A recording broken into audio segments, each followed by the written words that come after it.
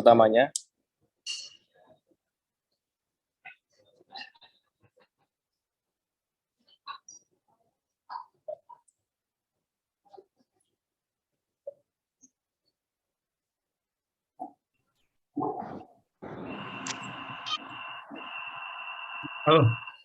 Halo, selamat malam. Assalamualaikum warahmatullahi wabarakatuh. Salam sejahtera untuk kita semua. Salam kebajikan. Mohon maaf tadi saya agak ngehang ini sinyalnya. Semangat pagi semua rekan-rekan sekalian. Yang saya hormati Pak Ciko, Pak Krisnanda, Mas Felix, rekan-rekan semua. Saya akan menyampaikan sedikit sharing mungkin ya, lebih kepada sharing mengenai persoalan keamanan yang dihadapi perusahaan transportasi online seperti itu ya. Nah, mungkin sebelum saya mulai saya akan ada sedikit disclaimer. Kita sebagai seorang praktisi keamanan selalu harus bisa membuat pagar-pagar ya di mana domain dan wewenang kita. Yang pertama, saya berbicara atas pendapat dan analisa pribadi saya. Saya tidak mewakili perusahaan saya, meskipun memang saya mendapat banyak pengalaman dari posisi saya saat ini, sehingga saya bisa memberikan sharing ya mungkin di sini.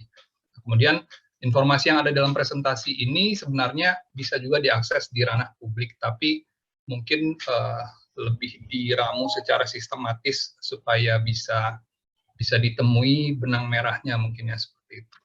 Kemudian partisipasi saya di sini lebih kepada sharing ya, sharing knowledge. Di sini ada banyak rekan-rekan yang mungkin punya pengalaman yang sama atau mungkin punya pengetahuan dan bahkan mungkin lebih senior dari saya. Nanti kita bisa diskusi lebih lanjut di sini. Nah, mungkin sebelum kita mulai, saya ingin sedikit kita bisa menyamakan persepsi gitu ya, sekaligus juga mungkin bisa teman-teman bisa berinteraksi dan berpartisipasi. Pertanyaan pertama, apakah kita berbicara mengenai hal yang sama ketika kita berbicara mengenai transportasi online? Nah, mungkin teman-teman bisa pergi ke menti.com, masukkan kode ini, kemudian sebentar ya,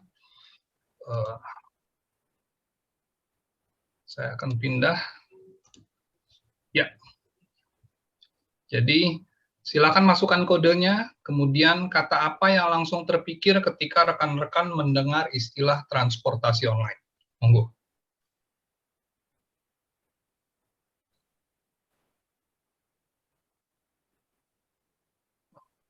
Sudah ada yang masuk kah?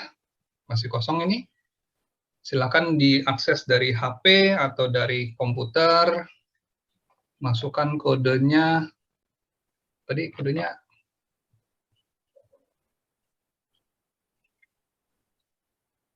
coba ya. Masukkan kode 2897 9721, saya masukkan di chat ya. Kodenya 2897 9721. Kodenya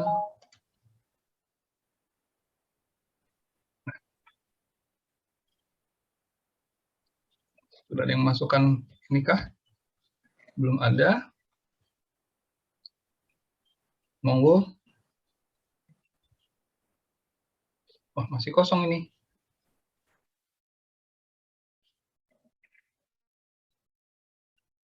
Kodenya 2897 www.menti.com. Kemudian gunakan kode 2897 9721. Masukkan kata apa yang langsung terpikir ketika mendengar transportasi online.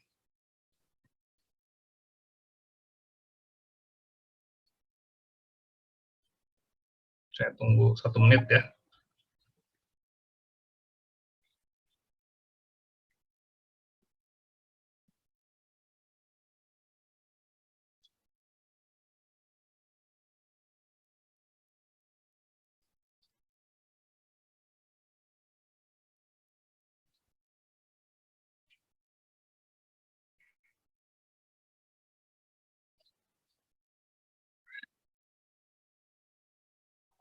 Delapan 97 9721.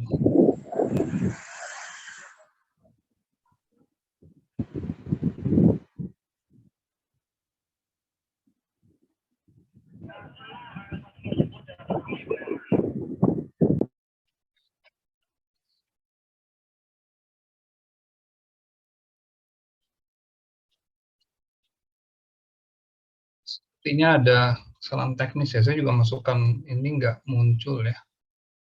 Saya juga masukkan nggak muncul, nggak apa-apa. Kita kembali ke presentasi. Maaf ada sedikit teknis ya. Harusnya muncul, tapi saya juga coba tadi nggak muncul juga. Jadi kita langsung saja.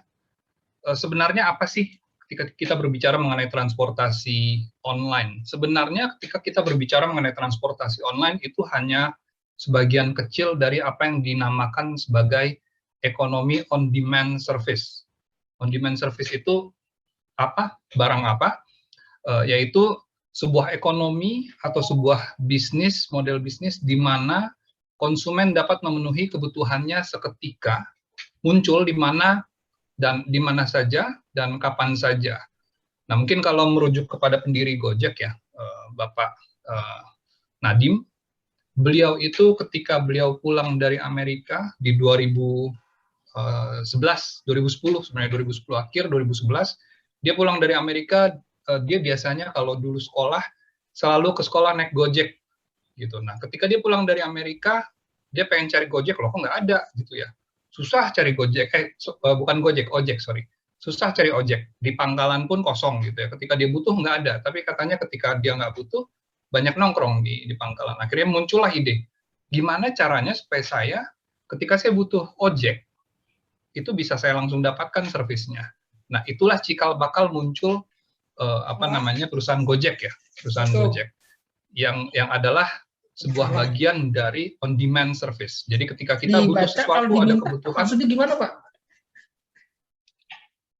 Kita ada kebutuhan, kita bisa langsung memenuhi kebutuhan tersebut. Dalam hal ini Pak Nadiem Makarim butuh transportasi, kemudian transportasinya itu langsung muncul. Nah, di on demand service tersebut sebenarnya secara kategori ada kategori apa saja. Yang pertama adalah mobility, yaitu transportasi ya, itu sudah jelas baik itu roda 2 maupun roda 4. Nah, yang kedua yaitu terkait dengan delivery, pengantaran, logistik, itu baik kita beli barang di toko, di pasar, bahkan sampai yang sekarang sedang cukup naik ya, naik daun itu adalah Pak. Kerajinan, dia mau aneh-aneh sendiri dia mah. Mohon maaf Pak Lukman, apakah bisa di-mute Pak?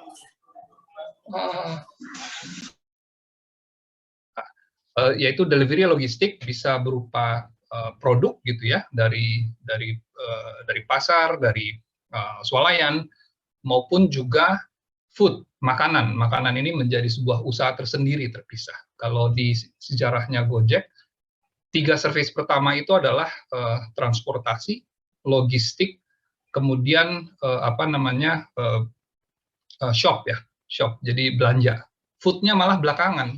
Food itu muncul dari logistik. Ternyata orang butuh logistik beli makanan. Ketika dia lapar, malam-malam pengen cilok gitu ya, tinggal pesen. Nah, akhirnya naik food. Nah, yang ketiga, kategori ketiga adalah pembayaran. Kita bisa bayar apa saja, di mana saja. Kalau zaman dulu saya ingat kalau mau bayar air kita harus ke PAM, kita harus ke PLN, atau kita harus ke kantor pos. Nah, saat ini pembayaran sudah sangat mudah ya dengan berbagai aplikasi. Dan juga concierge ini adalah memenuhi kebutuhan kita. Ini lebih kepada kebutuhan lain ya. Kalau di Gojek itu ada dulu Go Clean, Go Massage, hal-hal seperti itu untuk memenuhi kebutuhan kita. Nah, apa sih yang melatar belakangi sebuah ekonomi on demand service ini bisa lancar? Ya tentu saja perkembangan penggunaan internet yang masif ya. Di Indonesia sendiri dengan 275 juta jiwa penduduk, pengguna internetnya tuh 202 juta. Jadi cukup banyak, dan hampir 90% dari 202 juta pengguna internet tersebut menggunakan smartphone. Jadi semuanya pada genggaman tangan. Itu makanya on demand service di Indonesia sangat berhasil ya, sangat sukses. Nah, ketika kita berbicara mengenai persoalan keamanan, sebenarnya apa sih yang kita bicarakan? Di organisasi saya, nama fungsi kami adalah operational risk dan intelligence. Operational risk itu apa? Operational risk itu adalah segala resiko yang bukan core bisnis, tapi bisa mempengaruhi bisnis. Contohnya apa? Demonstrasi, atau misalnya kejahatan-kejahatan penipuan, fraud, tadi juga disampaikan pakai jaket, atribut, akhirnya merusak nama baik, itu adalah operational risk. Resiko-resiko yang memang bukan di bisnis utama, tapi justru itu menjadi perhatian dan bisa merugikan secara masif kalau dibiarkan. Gitu. Dan intelijennya di mananya? Intelijen itu adalah bagaimana kami mengumpulkan informasi supaya kami bisa mengkalkulasi resiko tersebut, kemudian menyiapkan preventif maupun mitigasi seandainya preventif itu gagal. Nah, ketika kita melihat persoalan keamanan di transportasi online, mungkin sekarang kita bahasanya sudah on-demand service ekonomi ya. Apa sih yang kita lihat? Secara umum, secara sistematis kita akan melihat di tiga bisnisnya, yaitu si perusahaan itu sendiri, bisnisnya, kemudian mitra kerja, kalau di on-demand service itu bisa mitra pengemudi, baik roda 2 maupun roda 4, dan juga merchant. Merchant itu toko-toko yang menjual, misalnya menjual makanan, atau juga rekan-rekan di marketplace, gitu ya, itu juga mitra kita. Dan kemudian simpul ketiga dari segitiga ekonomi ini adalah pelanggan itu sendiri.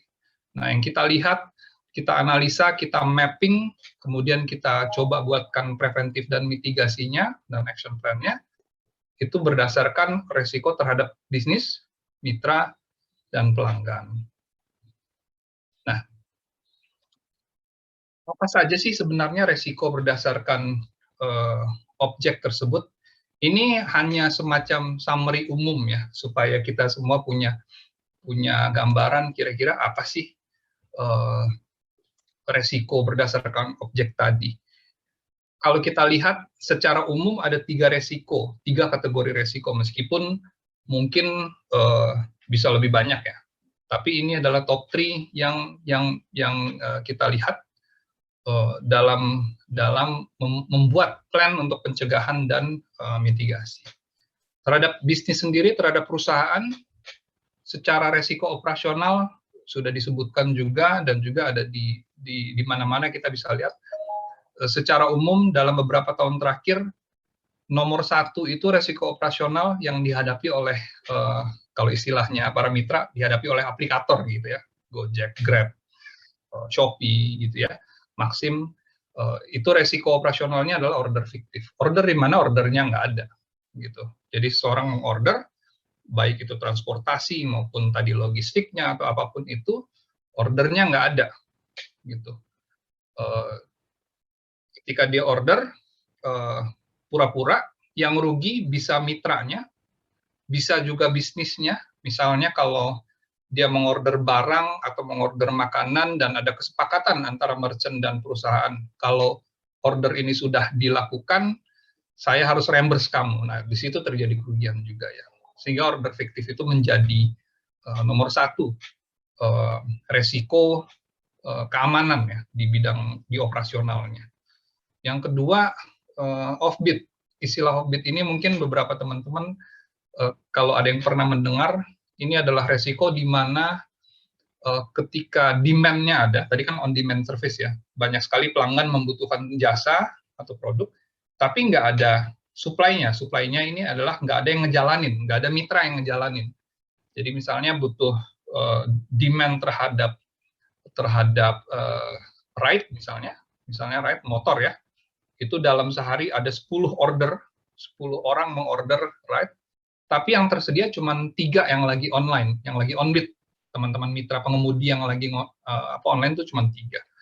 Kalau memang terjadi secara alami, itu biasanya akan kembali ke keseimbangan normal ya. Tapi kadang-kadang terjadi off-bid itu kalau misalnya mitra punya unek-unek gitu yang ingin disampaikan. Jadi mereka off-bid, demo secara tidak langsung sebenarnya, mogok kerja istilahnya seperti itu. Nah, yang terakhir sudah mulai jarang belakangan ini, tapi tetap ada. Jadi kalau dari sudut pandang resiko, likelihood-nya, kemungkinan terjadinya mungkin makin menurun, tapi kalau terjadi bisa saja membuat impact yang besar gitu ya. Itu adalah demonstrasi fisik. Tapi karena keadaan COVID 2 tahun ini mungkin tidak bisa juga ya untuk melakukan demonstrasi tersebut, tapi tetap ada resiko-resiko seperti itu. Nah, tadi sudah disampaikan masalah penipuan-penipuan pun itu masuk ke resiko finansial yang akan menyebabkan kerugian pada bisnis, yaitu kecurangan mitra, kecurangan pelanggan. Kecurangannya menggunakan apa sih? Banyak macam-macam yang dihadapi, yang pernah kami hadapi juga. Misalnya mitra menggunakan illegal tools ya, alat-alat ilegal gitu ya. Dia menginstal aplikasi yang bisa mengoverride aplikasi original gitu. Dan ini hampir terjadi di semua aplikasi gitu ya. Di mana dia mengoverride sehingga si mitra tersebut mendapat apa ya? Klaimnya mereka mendapat keunggulan, tapi mungkin lebih kepada karena fiturnya lebih kepada fake GPS ya. Jadi yang dicari itu kan biasanya dari sekitar ya. Misalnya kita butuh kendaraan atau kita butuh pengiriman makanan, yang akan dicarikan yang dari sekitar. Tapi karena dia pakai fake GPS, jarak dia masih sekilo, tapi seakan-akan dia ada di situ. Cuman berapa ratus meter. Nah, itu kan merugikan teman-temannya juga dan merugikan bisnis gitu ya. Kalau memang tidak diambil gitu. Kecurangan pelanggan juga banyak. Misalnya abuse terhadap voucher, gitu, membuat order-order palsu gitu. Seringkali kecurangan-kecurangan ini terjadi malah kerjasama antara antara mitra dan pelanggan. Atau misalnya mitra membuat akun juga, akun pelanggan, itu bisa juga terjadi. Nah, dari sisi resiko reputasi terhadap bisnis, yang cukup mencolok belakangan ini adalah tindak kejahatan yang menggunakan atribut. Beberapa kali yang kami lihat ternyata bukan mitra gitu ya, karena atribut ini kadang mungkin berpindah tangan atau dipinjam, sehingga hal-hal kecil seperti ini ternyata impact-nya juga cukup besar ya dari sisi reputasi. Nah, kemudian resiko terhadap mitranya sendiri, kita di beberapa tahun terakhir yang di catatan kami itu di tahun 2019 sampai 2020 pertengahan kali ya, banyak sekali kasus-kasus kekerasan terhadap mitra, baik roda 2 maupun roda 4. Motifnya apa? Ingin menguasai harta benda mereka lah, ingin menguasai kendaraannya. Biasanya seperti itu. Yang terakhir malah ditusuk karena mau diambil mobilnya. Seperti itu. Mitra menjadi korban. Kemudian juga ketika ada order fiktif, mungkin teman-teman pernah mendengar ada orang dikerjain gitu ya. Orang dikerjain banyak sekali driver-driver online yang datang membawa barang. Seakan-akan orang tersebut mesen, padahal orang tersebut tidak mesen, dikerjain sama orang. Nah, si mitra ini kan sudah bayar duluan gitu ya ketika beli. Tapi karena orang tersebut tidak merasa memesan, tidak diganti, sehingga terjadi kerugian juga terhadap mitra. Itu adalah risiko operasional yang dihadapi mitra. Mulai dari yang sangat kapital tadi seperti risiko nyawa kalau terjadi ini, sampai kepada risiko finansial tadi kalau dia ditipu lah istilahnya seperti itu. Dan risiko reputasinya persepsi negatif gitu terhadap mitra juga bisa muncul. Misalnya kalau mitra ini menggunakan atribut tadi, menggunakan atribut melakukan kejahatan, atau karena orang tahu oh nih ojol nih melakukan tindak-tindak kejahatan tertentu, akhirnya terjadi persepsi negatif yang muncul terhadap mereka. Atau misalnya mereka beberapa mitra ini menggunakan aplikasi-aplikasi yang curang di satu daerah gitu ya. Muncul persepsi negatif terhadap daerah tersebut atau komunitas tersebut. Nah, dari sisi pelanggan seperti apa sih resikonya? Macam-macam. Belakangan ini yang sering muncul adalah pencurian akun. Bagaimana akun itu bisa diambil oleh orang lain gitu. Tentu seringkali karena memang secara tidak sengaja mungkin pelanggan menyerahkan token-token PIN itu kan kalau kita ingin mengambil, ini sama seperti WhatsApp ya, ada PIN yang di-generate dan harus kita ini kan karena rekayasa social engineering dari para pelaku penipuan, sehingga mereka menyerahkan akunnya secara tidak sadar gitu ya. Kemudian ada ketidaksesuaian jasa yang diminta, misalnya butuhnya ini, datangnya itu, gitu ya. Atau hal simpel, misalnya kendaraannya dia pesen platnya sekian, ternyata yang datang bukan, ternyata penjahat. Nah, seperti itu juga. Resiko operasionalnya adalah pelanggan menjadi korban tindak kejahatan ketika menikmati jasa. Tadi semua resiko operasional tersebut ada yang bisa menyebabkan kerugian finansial juga terhadap pelanggan. Kalau misalnya jasanya tidak sesuai, atau misalnya pelanggan menjadi korban kejahatan karena dalam ekosistem tadi, itu adalah resiko finansial yang muncul. Nah, resiko reputasi ini mungkin secara pengalaman ya, ada beberapa daerah di Indonesia yang memang sangat terkenal ya, terutama mungkin kalau teman-teman perbankan gitu ya, daerah ini, di daerah ini, kampung ini itu terdeteksi selalu kalau misalnya transaksi bodong atau transaksi kalau di kita pembayaran online gitu ya, scammer ternyata ada di daerah tersebut gitu. Menjadi reputasi daerah tersebut, oh ini daerahnya scammer nih.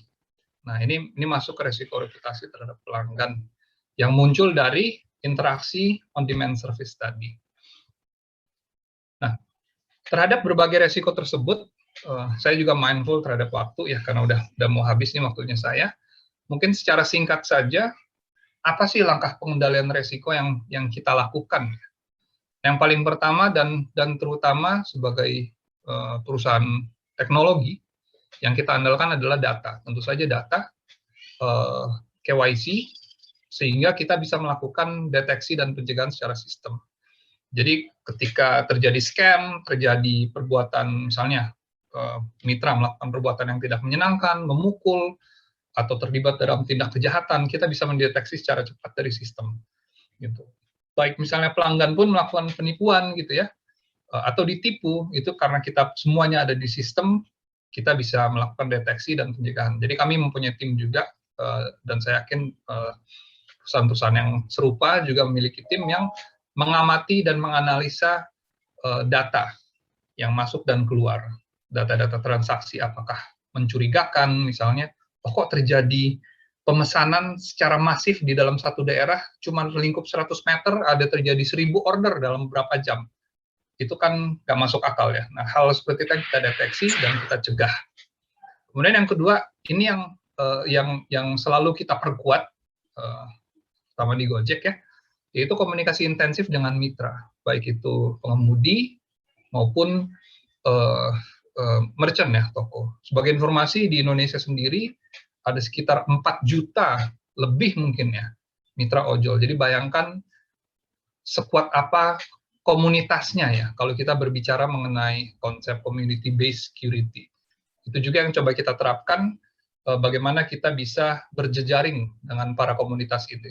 Kalau misalnya teman-teman aware, kalau lihat ojol tuh ada yang suka pakai rompi, ada ojol jalan sekian, ada ojol komunitas apa. Nah, itu komunitas-komunitas yang mereka bentuk. Sama seperti kalau misalnya di ekstraktif, di migas, mungkin itu desa, tapi ini komunitas bergerak. Nah, itulah indahnya perkembangan ya, pergeseran makna dari community.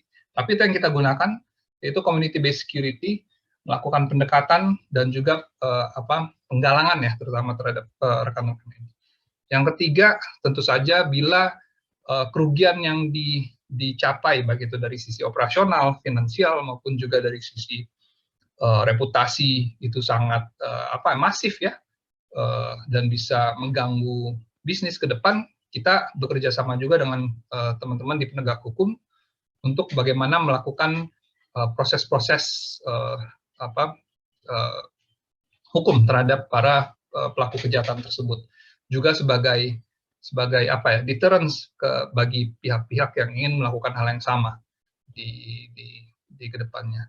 Mungkin itu yang bisa saya share di waktu yang sangat pendek ini ya. Nanti mungkin kita bisa diskusi lebih lanjut di sesi tanya jawab. Terima kasih. Ya, terima kasih banyak Pak Fajar untuk presentasinya yang sangat bagus, Pak. Jadi nanti pertanyaannya akan dilakukan setelah semuanya selesai. Jika tadi Pak Fajar sudah berbicara soal keamanan pada sektor privat, yang artinya mikro, maka sekarang kita akan mendengarkan paparan dari Prof. Krisnanda dari perspektif kepolisian, bagaimana keamanan sifat makro itu dapat kita aplikasikan dan kita pelajari. Silakan untuk Prof. Krisnanda, waktu dan tempat saya persilakan.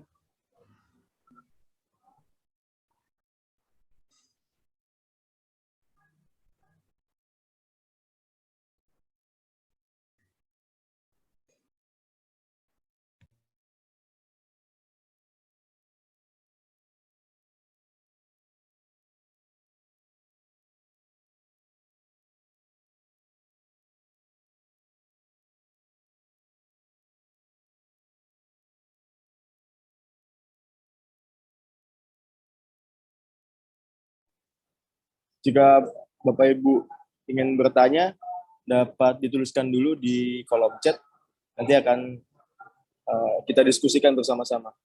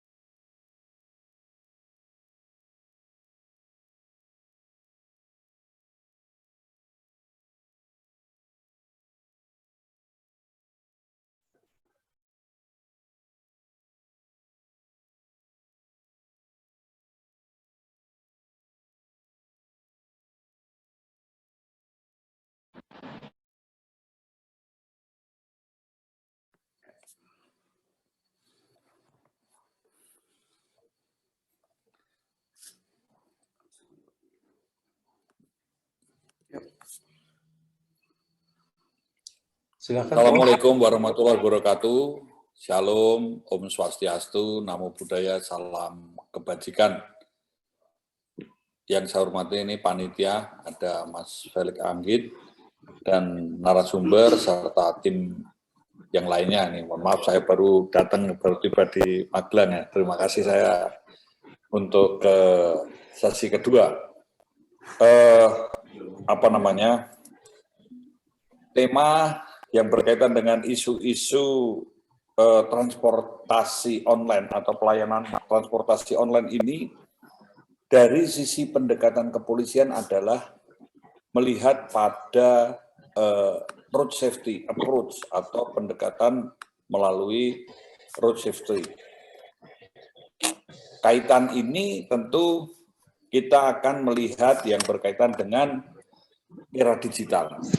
Nah, era digital ini akan berkaitan dengan office, application, dan network yang berbasis artificial intelligence dan Internet of Things. Nah, pelayanan sistem online ini kami melihat bahwa ini sebagai pelayanan atau sistem manajerialnya. Kemudian yang kedua, standar keselamatan, standar operasional, standar administrasi, standar asuransi ini juga harus diperhatikan. Karena sistem-sistem pelayanan ini tentu akan berkaitan dengan apa, mengapa, dan bagaimana untuk pelayanan ini bisa publik, secara publik ini bisa dipertanggungjawabkan secara moral, secara secara hukum, secara administrasi, secara fungsional dan sosial. Kalau kita melihat di era digital ini, tentu pemikirannya sistem pelayanan ini akan menjadi sangat penting kalau melihat apa yang berkaitan dengan sistem-sistem yang berkaitan dengan masalah keselamatan. Nah, berkaitan dengan keselamatan tentu kita melihat lalu lintas ini sebagai urat nadi kehidupan. Ini sebagai refleksi budaya bangsa dan sebagai cermin tingkat modernitas. Jadi artinya memang harus ditangani berbasis kepada ilmu pengetahuan dan teknologi. Tadi back office sebagai operation room, kemudian aplikasi-aplikasi dan sistem-sistemnya ini juga akan dapat dilihat pada konteks bagaimana pelayanan kepada publik ini ada sistem kontrol, sistem akuntabilitas tadi yang saya katakan. Data yang harus juga diinputkan. Karena apabila kita juga tidak bisa mengontrol, mengawasi, tentu akan kerepotan kalau terjadi sesuatu. Nah, tentu kita mengharapkan dari pendekatan kepolisian adalah agar jangan ada potensi terjadinya pelanggaran. Karena pelanggaran ini akan berdampak terjadinya kemacetan, kecelakaan, dan lain sebagainya. Nah, ini kita melihat bahwa sistem-sistem pelayanan kepada publik ini dibutuhkan dan memang ada. Dan ini juga kaitan dengan ekonomi, kaitannya dengan kemasyarakatan.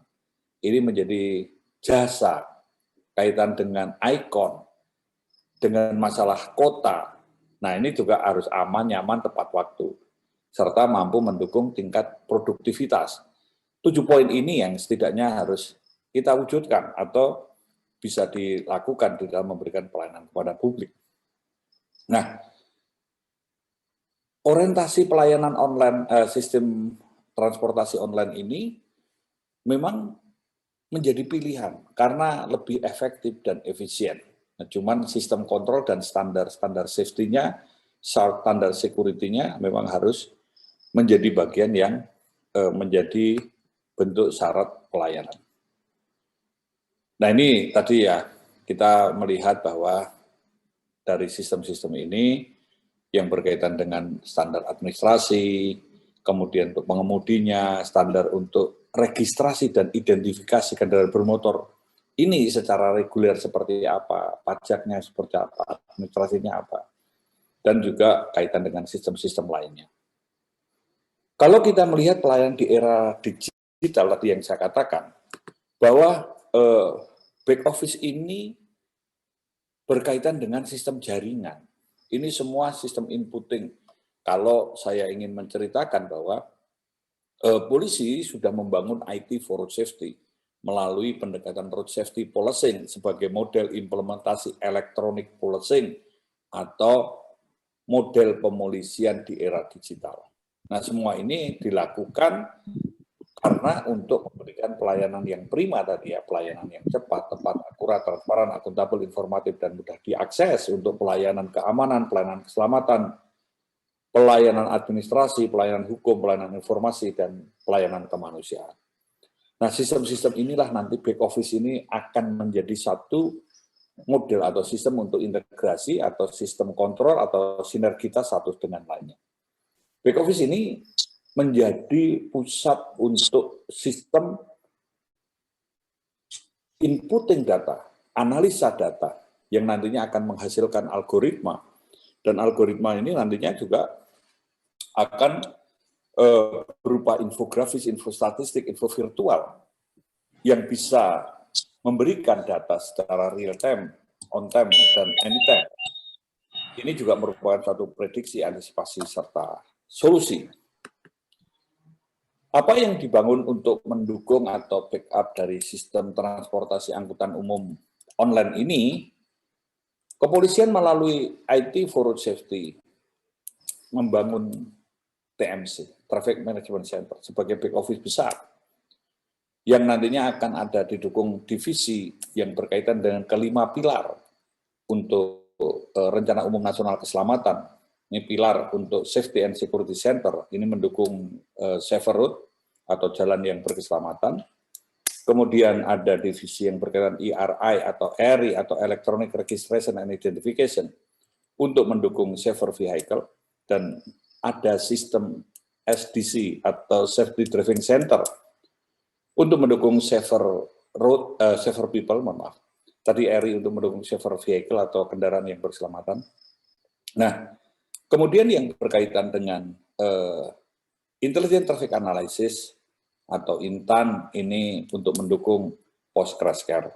Nah, ini konteks keempat divisi tadi, semua untuk mendukung road safety management. Pada sistem-sistem ini tentu akan ada kaitan dengan sistem pelayanan secara virtual maupun aktual, kalau istilah yang dikenal di kepolisian ada K3I, komunikasi, koordinasi, komando, pengendalian, dan informasi. Nah, sistem manajerial ini tentu akan menjadi bagian bagaimana mendukung atau mengimplementasikan manajemen. Manajemen untuk lalu lintas ada manajemen kebutuhan, manajemen kapasitas, manajemen prioritas, manajemen kecepatan, dan manajemen emergency. Berkaitan dengan hal ini, kita semua melihat bahwa sistem transportasi online ini diharapkan memang pendekatannya pada pendekatan kemanusiaan, pendekatan keselamatan, dan juga untuk mendukung upaya membangun budaya tertib, sehingga akuntabilitas atas sistem pelayanan ini ke depan bisa ditunjukkan. Kemarin ada diskusi yang berkaitan dengan autonomous vehicle untuk kendaraan tanpa awak atau kendaraan listrik. Standar tentu tidak melihat CC, tidak lihat lain, tapi melihat kecepatan. Karena pada kecepatan ini, kecepatan 30 km per jam saja sudah bisa berdampak kepada korban meninggal atau fatalitas korban kecelakaan. Kendaraan tanpa awak waktu itu dipertanyakan, siapa yang bertanggung jawab? Yang bertanggung jawab adalah pada petugas-petugas back office. Maka orang-orang back office ini harus bertanggung jawab. Karena sistem pengoperasional kendaraan bermotor, kalau saya analogikan, punya kendaraan bermotor ini sama seperti punya senjata yang bisa merusak, menghambat, bahkan mematikan produktivitas kita dan orang lain. Maka akuntabilitas inilah yang dibangun tadi melalui SDC untuk Safety Driving Center dan juga Electronic Registration Identification. Nah, dari sistem ini juga akan dibangun Traffic Attitude Record atau sistem catatan perilaku berlalu lintas pada sistem tilang. Tilang kita sudah punya Electronic Traffic Law Enforcement.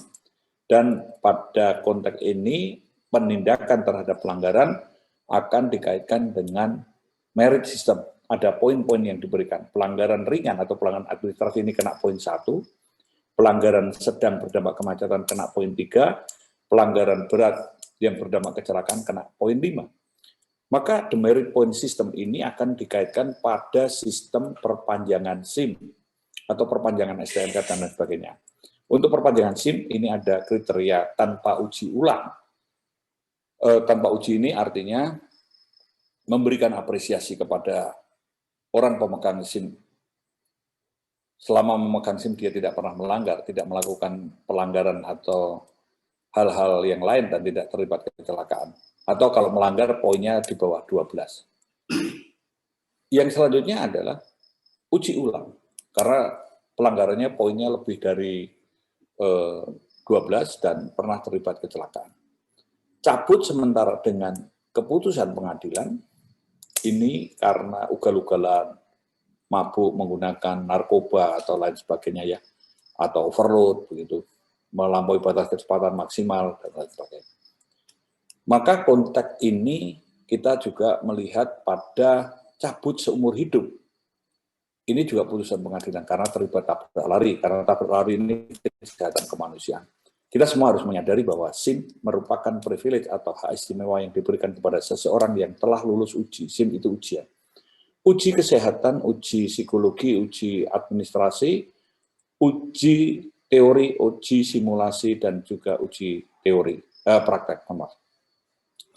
SIM ini jadi suatu privilege bagi orang yang telah lulus uji, yang diberikan kepada orang yang telah dianggap memiliki kepekaan, kepedulian, keterampilan mengendarai kendaraan umum di jalan raya, dan juga dia punya tanggung jawab akan keselamatan bagi dirinya dan orang lain. Nah, sistem-sistem ini nanti tentu akan saling berkaitan dengan konteks bagaimana kontrol dan pengawasan. Kalau nanti semua sistem online ini bisa berjalan, maka pada sistem back office ini akan menuju kepada big data dan one gate service system.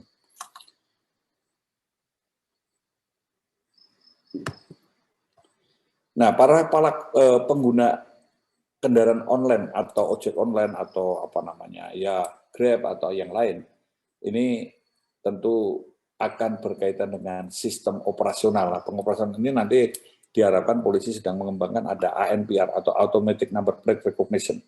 Ini kemarin saya dari Jawa Timur untuk membahas yang berkaitan dengan INCAR untuk kaitannya dengan mobile system untuk ETLE.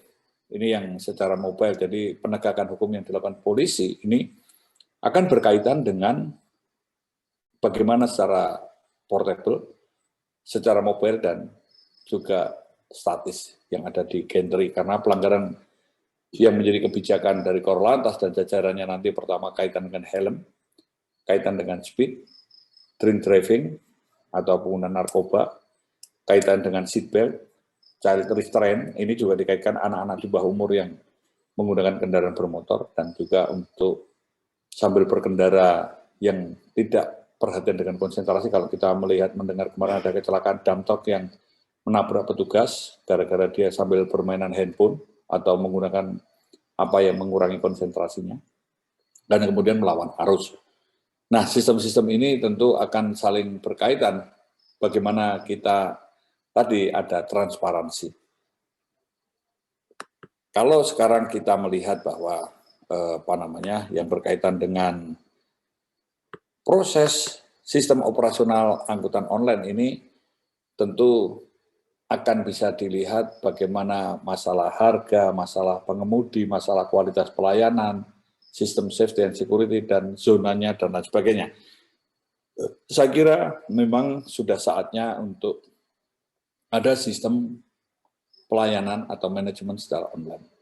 Karena mau tidak mau, ini akan sangat membantu, bisa sangat mendukung, dan juga bisa memberikan sistem pelayanan kepada publik yang lebih baik. Nah, kalau kita melihat tadi ya, sistem-sistem ini, kita juga perlu memberikan jaminan keamanan dan keselamatan. Karena ini akuntabilitas yang sangat penting, saya kira. Dan ini pelayanan prima tadi yang saya katakan, cepat, tepat, akurat, transparan, akuntabel, informatif, dan mudah diakses. Kemudian safety and security untuk penumpangnya, dan juga untuk bagaimana kalau terjadi hal yang sifatnya kontingensi. Nah, kita melihat bahwa pengelolaan tadi kembali pada model era digital, pada back office, application, network yang berbasis kepada artificial intelligence dan Internet of Things yang ada algoritmanya. Sehingga kita bisa mendapatkan suatu prediksi, antisipasi, dan solusi untuk menerjemahkan atau menjabarkan amanat undang-undang yang berkaitan dengan sistem-sistem keselamatan atau upaya-upaya untuk mewujudkan lalu lintas yang aman, selamat, tertib, dan lancar, meningkatkan kualitas keselamatan, menurunkan tingkat fatalitas korban kecelakaan, membangun budaya tertib, dan juga memberikan pelayanan yang prima. Bapak Ibu Saudara sekalian, memang semua ini perlu ada dukungan political will, setidaknya dari pemerintah, kemudian dari akademisi, dan dari sektor bisnis. Ini juga perlu ada kesepahaman bagaimana untuk mewujudkan atau mencapai tujuan road safety tadi, dan juga bisa mengimplementasikan, memberikan pelayanan kepada publik atau membantu pada sistem-sistem transportasi sehingga tingkat produktivitas dan meningkatnya kualitas hidup masyarakat. Bapak Ibu Saudara sekalian, saya kira itu yang bisa saya sampaikan. Mungkin kita bisa berdiskusi untuk menjabarkan apa yang menjadi ide-ide gagasan di dalam membangun lalu lintas yang aman, selamat, tertib, lancar, meningkatnya kualitas hidup masyarakat, meningkatnya kualitas keselamatan, dan menurunnya tingkat fatalitas korban kecelakaan, serta terbangunnya budaya tertib berlalu lintas. Sekian, terima kasih. Saya akhiri, wassalamualaikum warahmatullahi wabarakatuh. Om Swastiastu, Namo Buddhaya, salam kebajikan. Terima kasih banyak Profesor Krisnanda untuk paparannya. Sekarang kita akan melanjutkan dengan sesi diskusi. Mungkin dapat langsung bertanya atau lewat chat, Bapak dan Ibu sekalian. Disebutkan juga untuk namanya serta asal institusi agar kita juga bisa tahu. Gitu. Ini dari Bapak Huda. Bapak Huda, silakan Pak, dinyalakan saja mic-nya Pak.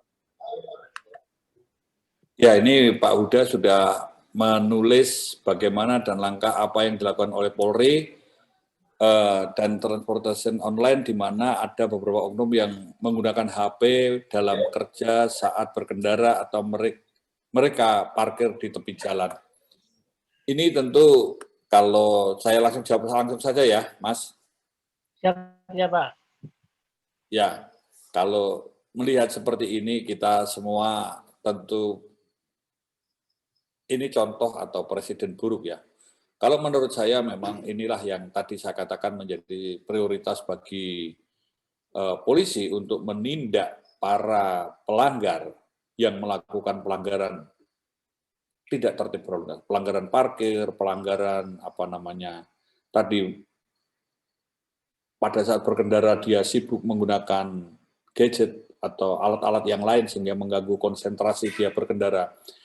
Ini ada tindakan dari para petugas dan ini bisa ditangkap oleh etle kamera-kamera yang ada baik yang statis, portable ataupun yang mobile. Memang kita semua harus membangun tingkat kesadaran karena tadi refleksi budaya bangsa ya, membangun budaya tertib ini tidak bisa hanya sekedar ditindak atau ditilang, tetapi kita juga membangun literasi, tadi ada traffic attitude record dan demerit point system. Karena ini semua akan saling berkait satu dengan lainnya, khususnya untuk kaitan bagaimana membangun budaya tertib karena keselamatan ini yang pertama dan utama. Dampak dari orang melanggar ini tentu akan menimbulkan kontraproduktif dan entah itu kemacetan, apalagi kecelakaan. Saya kira itu yang saya sampaikan. Ya, untuk Pak Huda, apakah ada tanggapan Pak Huda? Ya Pak, mungkin nanti Pak Fajar juga bisa menanggapi. Karena gini ya Pak, awal-awal dulu transportasi online itu ada, tantangan kita kan tadi yang mereka juga berkelompok. Kita beberapa kali sebagai security pernah nih menghadapi tantangan di mana mereka semacam malah melebihi dari LSM. Tapi beberapa tahun ini karena mungkin ada COVID dan sebagainya sudah mulai meredak nih. Yang kalau kita tertibkan itu sudah mulai tidak seperti dulu. Jadi tantangannya memang masih ada. Mungkin banyak orang yang menjadi operator transportasi online belum pengalaman, tidak hafal jalan, sehingga dia menggunakan gadgetnya untuk mencari jalan alamat. Dan juga parkir-parkir itu, Pak. Nah, itu tantangan dari company transportation online-nya apa ya? Untuk mendidik mereka supaya mengerti tentang berkendara dan berlalu lintas. Mungkin tanggapan dari Pak Fajar mungkin ya, Pak? Selain dari Baik, Pak makasih. Makasih, Pak Huda. Jadi mungkin di perusahaan, di semua perusahaan transportation online atau tadi on-demand service tadi, ketika kita meng-onboard mitra, onboard itu adalah proses rekrutmen mitra, menjadi mitra kita. Itu prosesnya cukup ini apa ya, cukup lengkap, baik dari sisi pengarahan, briefing, kemudian juga aturan-aturannya seperti apa. Misalnya, ketika mengambil order, itu bagaimana sih secara teknis dia harus lakukan? Apakah dia lihat HP terus? Tentu tidak, karena kita mengacu kepada peraturan Menteri Perhubungan ya. Kalau yang PM 12 itu kan tahun 2019 tentang keselamatan berkendara di motor. Kalau yang 118 tentang berkendara di mobil. Jadi kalau tadi yang Pak Huda sampaikan, memang betul masih ada aja Pak, pasti masih ada aja, sudah dikasih tahu, jangan jalan sambil lihat HP begini Pak ya, mungkin itu yang udah sampaikan ya. Memang pasti masih ada aja Pak, saya aja masih ketemu kalau saya lagi jalan masih aja ketemu. Tapi tadi yang kita sampaikan juga Pak Huda, langkah pengendalian resikonya adalah komunikasi berjejaring yang tadi saya sampaikan juga. Kita menggunakan community based approach. Kalau di Gojek kami punya tim satgas. Kami punya satgas di setiap region. Jadi kalau Bapak lihat, mungkin kalau teman-teman pernah lihat ada penertiban bersama gitu ya, parkir di jalan, terutama di tempat-tempat yang tempat-tempat umum ya, fasilitas umum, misalnya stasiun atau apa, itu biasanya kami bekerja sama dengan baik itu pihak setempatnya, juga dengan kepolisian, dengan Satpol PP juga, dengan Disub Pak Huda. Beberapa kali dan hampir setiap hari tim Satgas itu keliling kalau di Jabodetabek, di tempat-tempat yang memang sudah ini muncul keramaian-keramaian seperti itu, apalagi pas COVID kemarin, kalau ada kumpulan klaster pasti kita langsung kirim Satgas, Pak, untuk bubarkan. Tapi kembali lagi, Pak, namanya orang, Pak, ya. Terus di Indonesia ini aja ada 4 juta loh, 4 juta ojol, Pak. Terbesar itu di Jakarta, terbesar di Jakarta. Nah, Satgas sama seperti mungkin sama dengan aparat keamanan ya. Rasio antara aparat keamanan dengan manusianya itu kan pasti sangat kecil. Kami juga Satgas dengan ojol itu nggak ini. Ya akhirnya kita muter terus, tapi kami mencoba melakukan hal yang terbaik. Dan memang komunikasi yang kita lakukan selain penertiban itu juga kami melakukan komunikasi dengan para pentolan komunitas, Pak. Jadi komunitas-komunitas besar yang ada di Jakarta gitu ya. Kita selalu bina, kita selalu edukasi, tolong dong anggota kamu, gitu. Mungkin sebagai security, praktisi security, Pak Huda, kalau next time ada misalnya agak kesulitan gitu ya, agak kesulitan menghadapi para mitra gitu ya, yang parkir sembarangan atau apa, terutama parkir sembarangan, Pak, atau bikin kacauan, bisa langsung kontak, Pak. Nanti kami bisa langsung minta Satgas ke sana untuk komunikasi. Ada semacam hotline gitu ya, Pak ya? Ya, bisa nanti bisa aja ke customer service, nanti akan disampaikan kami, Pak. Oh, siap. Baik, Pak. Terima kasih, Pak. Terima kasih, Pak Huda. Terima kasih, Pak. Jawabannya.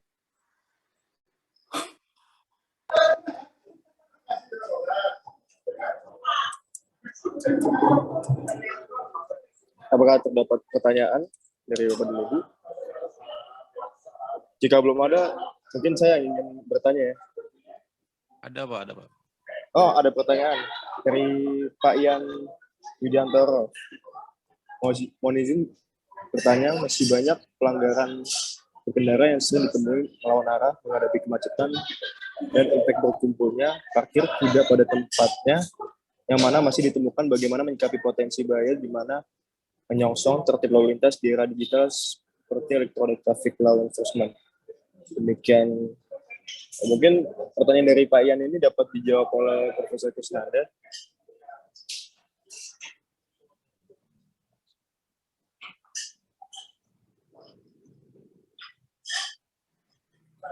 Ya, ini ada pertanyaan 2 ya. Yang pertama kaitannya tadi dengan masih banyaknya pelanggaran. Memang kita sekarang mengembangkan kepada ETLI atau Electronic Traffic Law Enforcement ya. Ini memang akan menjadi salah satu solusi karena dengan cara ini kita bisa mengontrol, melihat, tadi juga saya kaitkan dengan masalah traffic attitude record dan program demerit point system. Kemudian ini ada Bu Sekar yang bertanya tentang panic button. Memang panic button ini ada kaitannya dengan konteks yang berkaitan dengan emergency policing atau contingent policing. Nah, panic button ini akan juga dikembangkan pada level tingkat Polres atau bahkan tingkat bagian atau lokasi atau ruang tertentu sehingga bisa cepat untuk melaporkan atau memberi informasi kepada kepolisian. Karena di sini polisi juga bekerja, ada sistem jaringan, sistem yang ada di mana-mana sehingga apabila terjadi sesuatu memang akan bisa cepat tertangani, karena kalau di Jakarta atau kota-kota besar lainnya ini sudah punya TMC. Panic button memang ada di beberapa tempat tetapi belum terlalu banyak ya. Dan kita sekarang baru akan kembali mengaktifkan kepada call center atau call and command center. Saya kira itu. Mas Felix, ini kayaknya ada Mas Andreas Mulyanto dan Mas Yodi Dasuki ya, ini yang iya, Prof. Jadi silakan untuk Pak Yodi. Oke, terima kasih Mas Felix, sama Mas Fajar. Ada yang ingin saya pertanyakan adalah mungkin ke Mas Fajar dulu, Mas. Online ini atau Gojek ini ya, ataupun misalnya transportasi online ini berhubungan sama people dan aplikasi. Dan saya melihatnya adalah operational risk-nya itu cukup tinggi, sama juga reputasi nama juga, name juga cukup tinggi sekali. Bedanya dengan perusahaan taksi, kalau taksi si supir taksinya itu menjadi karyawan dari taksi. Tapi kalau online ini itu tidak menjadi karyawan. Pertanyaannya adalah bagaimana mengencourage driver online ini untuk bisa menjadi bagian yang tidak terpisahkan dari perusahaan itu tersendiri. Jadi dia memiliki ownership. Karena dengan dia memiliki ownership, dia akan mengikuti segala aturan, langkah yang ditentukan oleh perusahaan. Dan perusahaan pun juga akan mudah untuk mengaturnya. Satu itu. Kedua adalah, saya suka menganalisa ya, kalau umpamanya kita membuka terus aplikasi, pelamar semakin banyak, kontrol kita semakin luas, tapi kalau kita tidak bisa memiliki kemampuan daya kontrol, itu pun juga akan repot. Pertanyaannya apakah ada langkah-langkah, atau saya tidak tahu apakah sudah dilakukan, misalnya tahun ini kita akan tutup aplikasi untuk pelamar supir Gojek karena sudah cukup besar, dan mungkin tahun depan baru kita buka lagi. Karena ini juga akan berdampak nanti kepada pelaksanaan di lapangan di jalan. Mungkin Pak Kris nanti juga akan kena dampaknya pelaksanaannya itu. Itu aja sih Mas Fajar. Terima kasih. Kita langsung jawab ya, Mas Felix.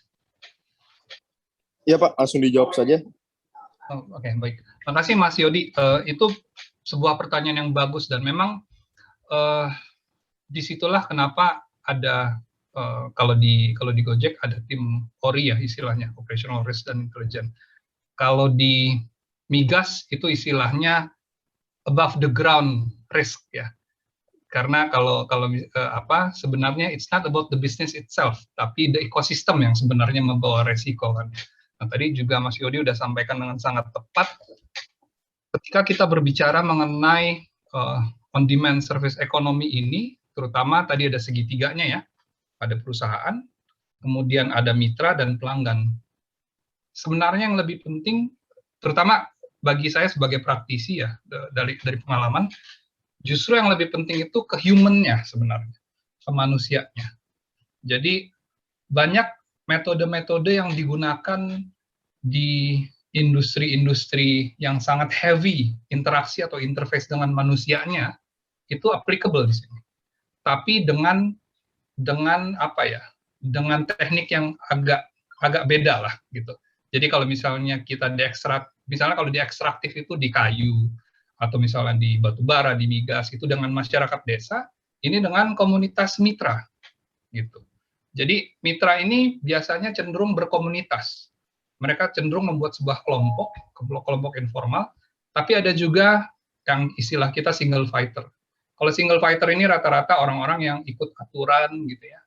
Kerjanya ya sesuai saja gitu kalau di kantor. Nah, komunitas ini itu menjadi partner kami untuk bisa menjalankan program-program disiplin tertib. Seperti yang tadi, kalau misalnya ada kejahatan, biasanya kami juga mendapatkan informasi justru dari mitra, gitu. Dan itu sifatnya egaliter gitu ya. Jadi teman-teman Satgas di tim saya itu setiap hari keliling, tuh Pak, melakukan community relations dalam tanda kutip. Kita bicara, kita ngobrol, ada isu apa hari ini? Ngerokok bareng, ngopi bareng. Kalau misalnya ada isu, misalnya di satu tempat, di satu daerah, gitu. Misalnya di mana? Di Bogor, di stasiun, kita datengin komunitasnya. Kemarin tuh anak buah kamu banyak tuh parkir sembarangan, dikomplain. Nah, hal seperti itu yang kita lakukan, human touch terhadap teman-teman mitra. Itu mungkin yang menjawab pertanyaan pertama ya Pak ya. Kalau misalnya pertanyaannya bagaimana kita mengontrol, kita nggak akan pernah bisa mengontrol manusia. Yang bisa kita lakukan adalah sebisa mungkin kita melakukan persuasi supaya mereka bisa frekuensinya sama. Itu aja sih. Kalau di kami, di pemetaan kami terhadap mitra, ada yang kontra, netral, positif. Sebisa mungkin kami mengambil semua netral, di mana mereka bisa mengikuti algoritma yang ada. Gitu. Misalnya kalau disuruh kalian jangan berkelompok, ikut. Gitu. Kalau ada yang nakal-nakal, kita temui secara terpisah, kita ajak bicara apa sih masalahnya, solusinya seperti apa. Dan kecenderungannya biasanya sih ikut. Itu pertanyaan pertama. Pertanyaan yang kedua,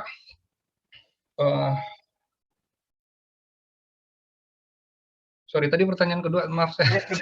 Mas, kalau kita aplikasi itu dibuka, Ya, semua orang menderita, terus makin banyak terus ya. Kontrol. Bukan.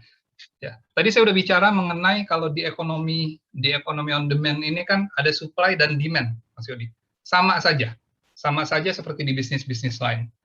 Dan itu dikontrol tiap hari, bahkan kita punya rencana strategis, dan ini sama ya, hampir sama di semua bisnis.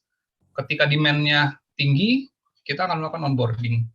Ketika demand-nya sudah hampir on par, gitu ya, dan itu ada equilibrium-nya, kembali lagi ada algoritmanya, Mas Yodi, yang bisa menentukan, oke, besok tim operasional lakukan onboarding. Nah, dan itu pun ada apa ya? Ada siklus tersendirinya juga, Mas Yodi. Misalnya kalau dia sudah masuk, bagaimana kita nge-retain? Dan itu banyak sekali tantangannya. Ada driver yang melakukan kecurangan lah, melakukan ini itulah. Yang ingin kita cari adalah mitra yang benar-benar high quality. Jadi ada istilah kalau di kita high quality drivers, high quality merchant. Itu yang kita retain. Gitu. Nah, onboarding itu kadang memang karena demand-nya tinggi, nggak ada supply, atau memang karena churn-nya atau turnover-nya tinggi.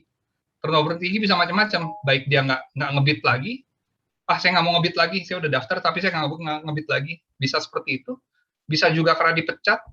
Banyak sekali kasusnya, Mas Yodi. Tapi kembali lagi, itu diatur sedemikian rupa supaya tidak equilibrium-nya itu merugikan lah, gitu, Mas Yodi.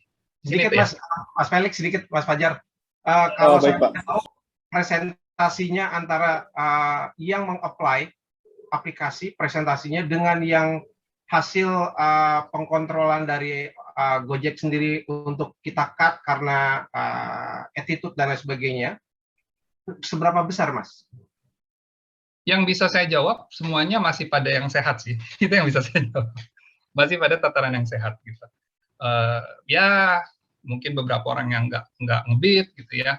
Berapa persen yang karena dipecat, pemukulan, gitu. Tapi masih pada tataran yang sehat. Jadi kalau saya lihat, tidak akan pernah sampai ke skenario di mana kita oversupply. Di mana lebih banyak. Artinya yang pelamar aplikasi masih tetap tinggi, terus yang di terminate itu presentasinya kecil gitu. Masih bagus, masih sehat lah. Ya, kita nggak akan pernah pada posisi di mana supply-nya atau mitranya kebanyakan ketimbang demand, karena ini udah rugi pasti kalau gitu.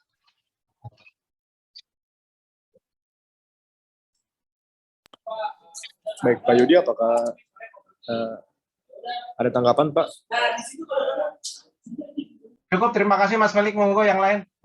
Oh, baik, selanjutnya mungkin dari Pak Andreas. Baik, terima kasih Mas Hamid. Selamat malam Pak Fajar dan Pak Profesor Krisnanda. Saya ada pertanyaan untuk Bapak-bapak sih berdua. Yang pertama untuk Pak Fajar ya. Jadi tadi saya lihat menarik untuk profil resiko yang dihadapi oleh Gojek ya. Cuma saya lihat di situ mungkin karena memang nggak ditampilkan semua ya, tapi memang seperti nggak ada resiko finansial yang dihadapi oleh Gojek ya dari tabel yang tadi ditunjukkan. Apakah memang betul seperti itu atau memang ada tapi di bawah-bawah gitu, nggak sebesar seperti yang dihadapi oleh mitra dan customer ya. Itu yang pertanyaan pertama. Lalu yang kedua, ini tentang belum adanya undang-undang PDP ya, perlindungan data pribadi di Indonesia. Padahal kita melihat ada beberapa kasus kebocoran ya, terakhir Tokopedia mungkin, terus ada di yang lain juga, mungkin Gojek sendiri juga pernah mengalami ya, saya baca di berita beberapa tahun yang lalu dan juga yang tahun lalu mungkin ya dengan COVID ya. Nah itu sebenarnya kalau dari perspektif Gojek itu gimana sih dengan tidak adanya undang-undang PDP ini, apakah justru malah menguntungkan gitu ya karena bisa terhindar dari sanksi gitu, atau dari Gojek sendiri memang sebenarnya ingin ada satu legalitas yang jelas tentang perlindungan undang-undang perlindungan ini data pribadi ya, sehingga semuanya bisa mendapatkan manfaat dari transaksi elektronik ya di Indonesia. Itu dua pertanyaan untuk Pak Fajar. Lalu pertanyaan untuk Pak Profesor Krisnanda ya, itu tadi saya sebenarnya mengembangkan pertanyaannya dari Pak Huda sebelumnya tentang penggunaan GPS ya pada saat berkendara ya. Kalau kita lihat kan GPS ini kan sekarang sudah tidak bisa lepas ya dari di dalam kita berkendara itu, terutama untuk orang-orang yang nggak familiar dengan satu lokasi ya. Mungkin seperti mitra Gojek ini kan juga karena saya nggak tahu persentasenya, saya nggak punya data sama sekali, tapi kan mungkin cukup signifikan data di mana cukup signifikan presentasinya di mana mitra Gojek ini nggak punya data ya tentang customer-nya ini lokasinya di mana gitu. Nah, jadi memang membutuhkan guidance dari teknologi GPS ini. Nah, kalau kita lihat undang-undang transportasi ini kan memang mungkin menyatakan seperti itu ya, harus fokus misalnya gitu ya. Tapi apakah tidak ada titik temunya nih antara ketentuan undang-undang dengan kebutuhan nyata ya dari nggak hanya mitra Gojek tapi juga mungkin dengan driver-driver yang lain ya, seperti yang driver mobil biasa atau sepeda motor yang sekarang memang membutuhkan itu gitu, layanan dari GPS itu ya. Itu sih pertanyaan saya. Terima kasih. Selamat malam. Ya, terima kasih Pak Andreas. Jadi untuk pertanyaan untuk Pak Fajar, ada risiko finansial dan perlindungan data pribadi. Ini juga nanti mungkin berkaitan dengan Profesor Krisnanda dapat menjawabnya karena ini domain pemerintahan. Lalu yang satu lagi adalah soal GPS ya Pak dan transportasi. Silakan mungkin Pak Fajar. Baik. Baik Pak Andreas, terima kasih banyak Pak pertanyaannya. Mungkin saya kembali ke ini dulu Pak ya, ke disclaimer-nya ya. Disclaimer-nya adalah saya berbicara sebagai praktisi di on-demand services. Jadi saya tidak akan berbicara mewakili Gojek ataupun perusahaan sejenis ya. Yang akan saya sharing di sini adalah prakteknya itu seperti apa sih secara umum Pak. Nah, yang pertama, ketika Bapak tanya mengenai kerugian finansial, ada nggak sih resiko terhadap kerugian finansial? Adakah resiko kerugian finansial terhadap para pelaku bisnis on-demand service ini? Banyak, Pak. Munculnya dari mana? Munculnya tadi dari operasionalnya dulu, resiko operasional. Resiko operasional nomor satu yang dihadapi oleh hampir semua bisnis on-demand services adalah order fiktif. Itu paling besar, Pak. Ketika terjadi order, barangnya nggak ada, gitu ya. Kalau misalnya sering dengar mungkin bawa tuyul gitu ya. Jadi dia nggak bawa orang, tapi bawa angin gitu. Itu terjadi kerugian di situ. Apalagi kalau misalnya lagi banyak promo, Pak. Itu jadi masuknya ke promo abuse.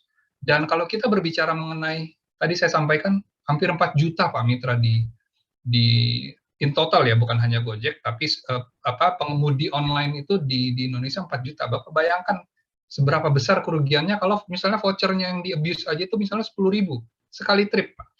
Sehari dia bisa dapat 5 trip. Kalikan saja 50% dari 4 juta, 2 juta aja yang melakukan itu. Itu sudah seberapa besar, Pak. Jadi itu memang ada resiko di situ. Kembali lagi, resiko itu kan bisa saja terjadi, bisa saja enggak. Ya.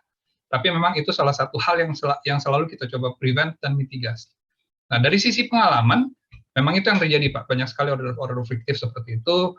Kemudian juga promo-promo abuse, itu banyak sekali terjadi, Pak. Kemudian, kayak tadi, penggunaan aplikasi-aplikasi yang merugikan, itu juga membuat resiko finansial. Onboarding palsu, Pak. Banyak sekali kasus-kasus onboarding palsu. Jadi, ceritanya di onboard, kemudian dibilangnya berbayar, padahal enggak, itu terjadi kerugian-kerugian juga, Pak, di situ. Jadi, kalau kerugian finansial, resiko finansial apakah ada? Ada. Munculnya dari mana? Selalu biasanya langkahnya dari operational risk-nya dulu. Ketika terjadi di operational risk, itu pasti bisa jadi terjadi kerugian finansial. Pertanyaan pertama, Pak. Pertanyaan kedua terkait dengan perlindungan data konsumen. Secara umum, karena kita berurusan dengan data ya, kita berurusan dengan data, data itu jadi aset, terutama di on-demand services seperti ini. Rata-rata startup yang bergerak di bidang IT, data itu aset mereka. dan investasi cukup besar dilakukan untuk melakukan perlindungan terhadap itu. Kalau di Gojek sendiri kita punya tim tersendiri, ada data protection sampai Chief Information Security kita mantan orang NASA, Pak, dari perlindungan data orang NASA. Itu kalau di Gojek. Itu hanya untuk memberikan flavor seperti apa sih, seberapa serius perlindungan data itu dilakukan. Jadi mungkin itu untuk menjawab pertanyaan Pak Andreas ya, secara umum untuk memberikan gambaran, tapi kira-kira seperti itu Pak Andreas. Terima kasih. Oke, makasih Pak Fajar. Ya, silakan untuk Profesor Krisnanda memberikan respons. Ya, terima kasih. Ini tadi Pak Andreas ya, pertanyaannya memang orang selalu kadang-kadang permisif terhadap pelanggaran. Atau kita mencari pembenar atau membenarkan. Sebenarnya kita ini juga dari polisi memahami ya situasi dan kondisinya. Pada saat mencari atau melihat peta atau untuk menggunakan aplikasi bisa menepi dulu atau sebelum berjalan. Atau menggunakan boleh dikatakan alat yang tidak terlalu mengganggu. Karena apalagi roda 2. Dari semua pendekatan, baik itu ekonomi, efektivitas, kecepatan, efisiensi, semua oke. Tapi untuk safety tidak. Karena kita mungkin boleh dikatakan, ya kan begitu aja, masa nggak boleh. Tapi ketika terjadi sesuatu, contoh saja kemarin, supir dump truck mainan HP, dia sibuk HP, begitu dia terkejut atau apa saja bisa menimbulkan konflik atau masalah lainnya.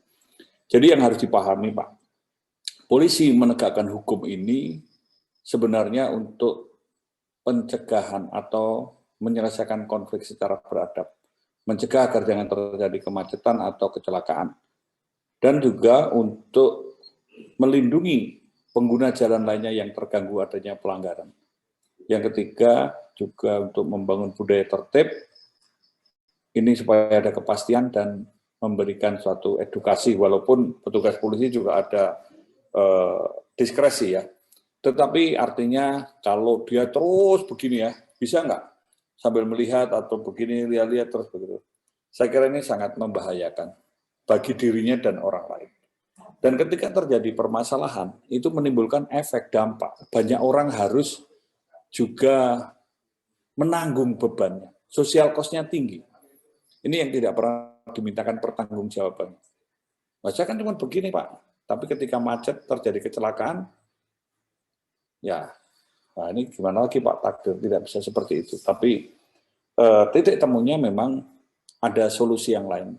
Bisa ada alatnya, bisa menggunakan earphone, bisa menepi dulu kalau dia belum tahu, atau sebelum mengoperasionalkan dia bisa cek. Kan tidak langsung sambil jalan, sambil nyari-nyari begitu ya. Sehingga sebenarnya yang apalagi tidak hanya pada saat mencari, tapi dia masih terima telepon, membalas WA, atau yang lain sebagainya. Ya, ini supaya orang tidak menggampangkan. Karena ketika terjadi suatu permasalahan, kita mengatakan, ya kalau orang Jawa bilang, getun tibomburi. Tidak ada orang menyesal itu di depan ya, tapi belakangan. Karena banyak permasalahan-permasalahan begitu. Sehingga apa yang disampaikan tadi bukan hal yang hitam putih atau harus seperti ini, seperti itu, tapi ada jalan tengah. Sebenarnya kalau dia minggir, menepi bisa. Caranya Pak. Jadi tidak selalu begitu ya. Kalau dia menepi atau menggunakan alat yang bisa boleh digunakan untuk statis, dia bisa melihat atau tetap bisa berkonsentrasi di dalam berkendara, saya kira ya polisi juga maklum. Karena kadang-kadang orang juga hanya mencari konfliknya aja kan gitu ya, mencari hal-hal yang wah gini aja nggak boleh, apa begitu nggak boleh. Karena kita kalau permisif terhadap pelanggaran atau kita tidak peka dan peduli atau tidak mau ikut membangun budaya tertib, tentu hal-hal yang kontraproduktif bisa terjadi dan dampaknya sangat panjang. Itu Pak, saya kira yang saya sampaikan. Terima kasih. Terima kasih Pak Prof.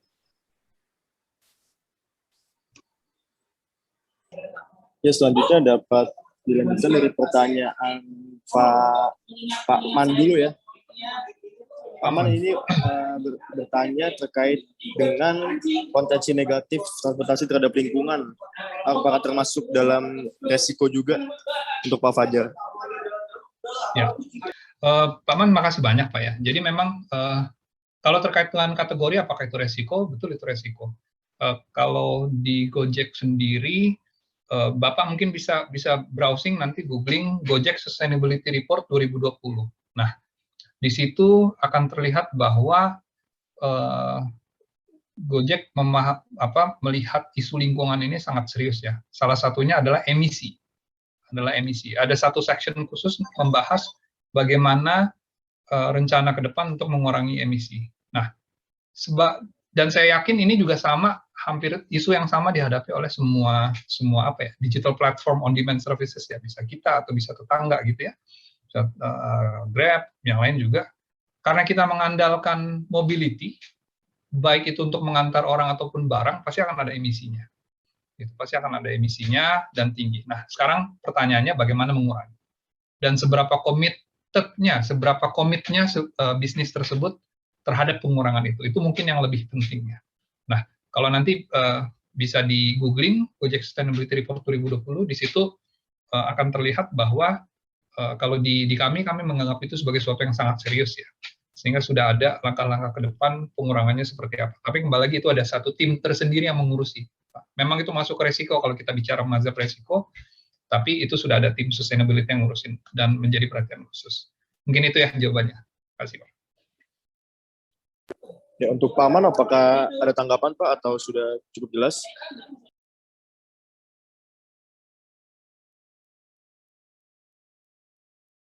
Oke, kita lanjutkan ke pertanyaan dari Pak Dodi. Pak Dodi mungkin bisa di open mic Pak untuk langsung bertanya. Baik Pak Felix, terima kasih. Yang terhormat Bapak Krisnanda dan Bapak Fajar, ada 2 pertanyaan Pak yang ingin kami ajukan. Terlebih dahulu memperkenalkan, nama saya Dodi Pak. Saya security di PT PHKT dari PT JSMU BPP. Yang pertama masalah safety Pak, kepada Bapak Profesor Krisnanda. Mengenai tadi yang disampaikan oleh para peserta bahwa behavior atau habit, kebiasaan pengemudi motor ya Pak terutama itu sangat bikin gemas gitu, bukan gemas pengen lucu tapi gemas pengen getok gitu Pak, seperti pakai HP, naik motor, kemudian nggak pakai helm, gendong-gendong anaknya nggak pakai helm, ibu bapak bertiga itu, kemudian dia melawan arus gitu yang membuat kita prihatin. Nah, kalau menurut kami mungkin upaya dari kepolisian sudah cukup banyak Pak, sudah cukup pol ya kalau kata orang Jawa, pol gitu. Tapi kok dampaknya dampak positifnya kok belum begitu signifikan. Nah, kami sampai pada pertanyaan bahwa apakah pemerintah juga sudah memberikan mengkampanyekan program-program keselamatan dalam berkendara motor itu kepada orang-orang hingga sampai ke tingkat SD atau bahkan TK Pak, untuk membiasakan diri memakai alat keselamatan ketika mengendarai sepeda motor dan membiasakan diri untuk berlalu lintas dengan etika yang benar.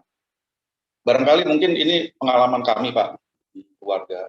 Anak-anak kami kan kalau bonceng atau naik motor itu tidak pernah mau kalau nggak ada helm. Karena memang dari kecil kami biasakan untuk memakai helm. Adapun kebiasaan orang-orang yang menurut saya menyepelekan keselamatan adalah jarak berkendara misalnya cuma 300 meter atau 200 meter dianggap sebagai jarak yang nggak apa-apa, di komplek juga nggak ada kecelakaan. Tapi pada kenyataannya itu ada rumah sakit di Jakarta Selatan yang kami coba pantau karena istri saya kebetulan tenaga kesehatan di situ. Banyak sekali kecelakaan menimpa orang-orang yang berkendara jarak dekat 200 meter sampai 300 meter nggak pakai helm. Tapi ternyata kecelakaan cukup signifikan membuat mereka bisa cacat. Nah, ini pertanyaan tadi Pak, apakah pemerintah juga sudah sampai ke tingkat sekolah dasar untuk menanamkan kebiasaan safety behavior dalam berkendara, terutama motor. Kemudian yang kedua, mengenai security Pak, kepada Bapak Fajar. Kita ketahui Pak, selama ini banyak kasus-kasus pembegalan motor ya Pak ya. Tapi motor itu motor pribadi mungkin di tengah malam. Apakah dari manajemen Gojek juga sudah pernah memikirkan, misalnya ada Gojek yang beroperasi di tengah malam, mengantar penumpang, itu akan berpotensi juga mendapatkan ancaman dari pelaku kriminalitas. Apakah sudah ada rencana tersebut dan bagaimana implementasinya? Demikian yang dapat kami sampaikan, lebih kurangnya kami mohon maaf. Terima kasih. Ya, terima kasih Pak Dodi. Silakan untuk yang pertama mungkin dari Profesor Krisnanda terkait dengan safety behavior dan peran dari pemerintah atau kepolisian. Ya, terima kasih. Dari kepolisian ini sebenarnya melakukan banyak hal ya, mulai dari edukasi, bahkan kita mengembangkan kepada sistem literasi road safety coaching, dan kalau yang berkaitan dengan sistem pendidikan formal, kita ada program diseminasi guru. Ini kaitan dengan guru SD, SMP, SMA, kaitan dengan membangun budaya tertib berlalu lintas, memang perilaku. Ini kadang-kadang mereka tahapnya memang harus tahu, atau pendidikan sejak usia dini, karena ini akan menyelamatkan anak-anak bangsa ke depan dari korban sia-sia di jalan raya. Nah, memang kadang-kadang kita ini permisif terhadap, tadi saya katakan pelanggaran, alah situ saja Pak, gampang kan begitu ya. Ini saya cerita juga ada salah satu saudara saya itu meninggal Pak, di komplek, dia ngajari nyetir anaknya Pak. Ketika dia keliru atau sesuatu ditabrak, meninggal di situ. Nah, artinya dimanapun, di setiap ruas atau penggal jalan memang ada potensi terjadinya kecelakaan. Dan kita semua juga kadang-kadang tidak peduli akan keselamatan kita dan orang lain. Contoh menggunakan helm takut karena ditilang, takut ada polisi, ini aneh menurut saya. Jadi semestinya ada kesadaran dan tanggung jawab tadi. Program-program yang kami sudah lakukan dari ada polisi sahabat anak, ada patroli keamanan sekolah, ada safety driving, safety riding, ada taman lalu lintas, ada program-program yang berkaitan dengan bagaimana anak-anak ini juga mulai tahu sejak usia dini, sehingga kita telah sedang dan akan terus-menerus untuk mengembangkan yang berkaitan dengan literasi road safety ini, baik secara langsung atau secara virtual, dalam bentuk permainan, bentuk apa saja, bahkan mengkampanyekan ini baik di media online, media sosial, media cetak, dan elektronik ini terus-menerus. Kalau memang dikatakan bahwa salah satu membangun budaya tertib ini diperlukan ada infrastruktur, mau tidak mau, contoh saja seperti busway itu orang tidak bisa sembarangan berhenti kan gitu ya, ada suatu sistem. Dan satu lagi adalah kaitan kami juga mengembangkan pada sistem safety driving dan safety riding center yang akan dikembangkan pada Indonesia Safety Driving Center. Ini kita sedang membangun sistem-sistem ini sehingga mulai dari sekolah mengemudi, sistem uji SIM, sistem penerbitan SIM, kaitan dengan akan penegakan hukum yang dilakukan secara elektronik.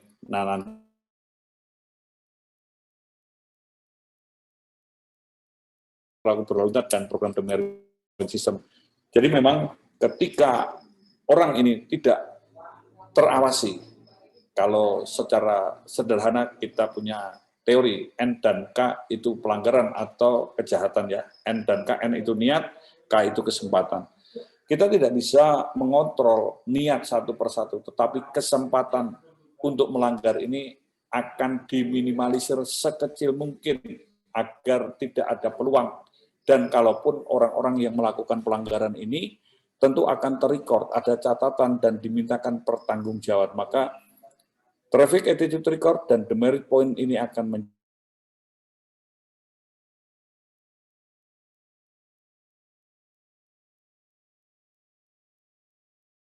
itu Pak. Terima kasih.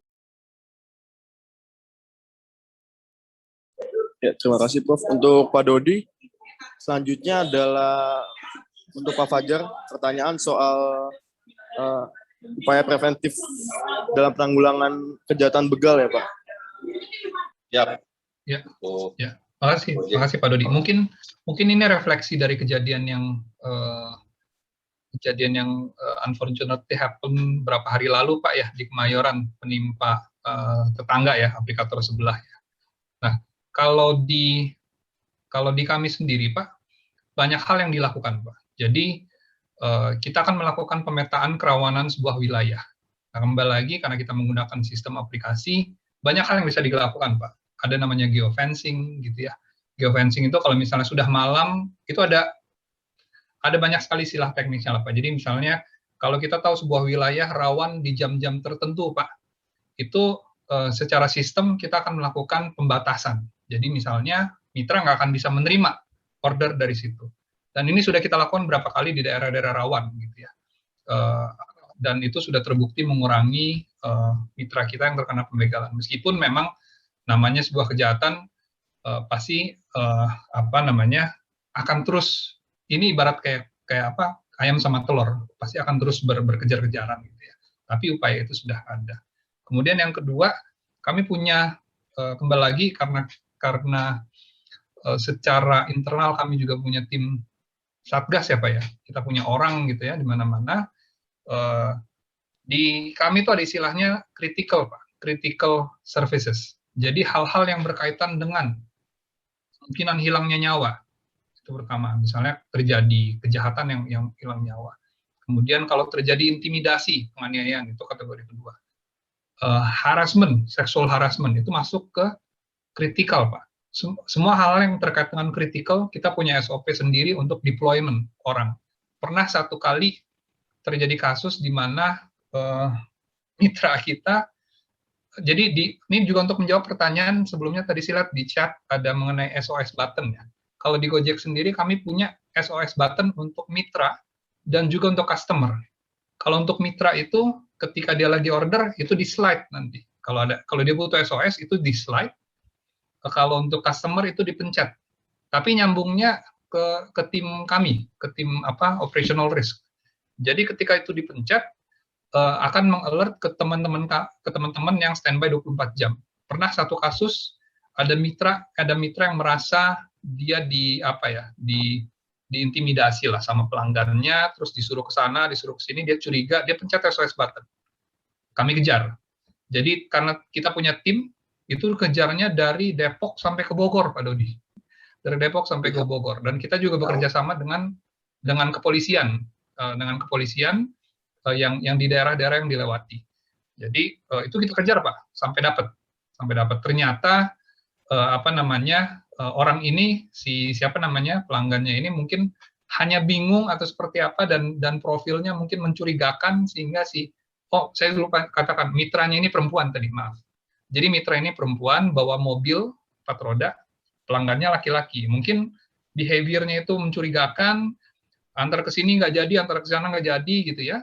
Jadi dia langsung pencet SOS button dan itu kita kejar Pak Dodi. Gitu. Jadi bagi kami tidak ada yang lebih penting dari keselamatan mitra, itu nomor 1. Dan kemudian juga pasti pelanggan. Oleh karena itu kami punya infrastruktur yang 24 jam ready, 24 jam ready di Gojek. Ya. Itu Pak Dodi. Terima kasih Pak. Terima kasih Pak Fajar. Mungkin ini pertanyaan terakhir dari Pak Hakim untuk Prof. Krisnanda terkait dengan wacana SIM-C yang khusus diperuntukkan untuk driver ojol. Silakan Profesor Krisnanda. Ya. Memang kalau kita melihat bahwa tadi untuk SIM-C kendaraan bermotor nanti akan dilihat pada konteks CC-nya ya. Dari sampai 250 cc, kemudian 200 sampai 400 dan 400 sampai ke atas.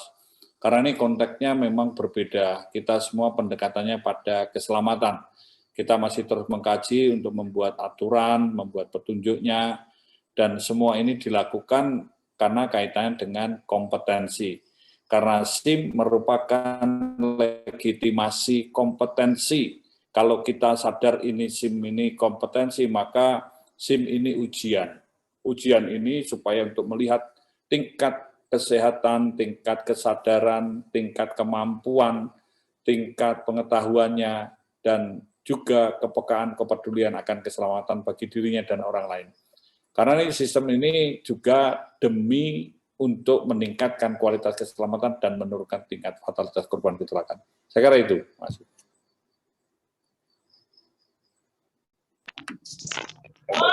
Untuk Pak Hakim, apakah sudah cukup jelas jawabannya?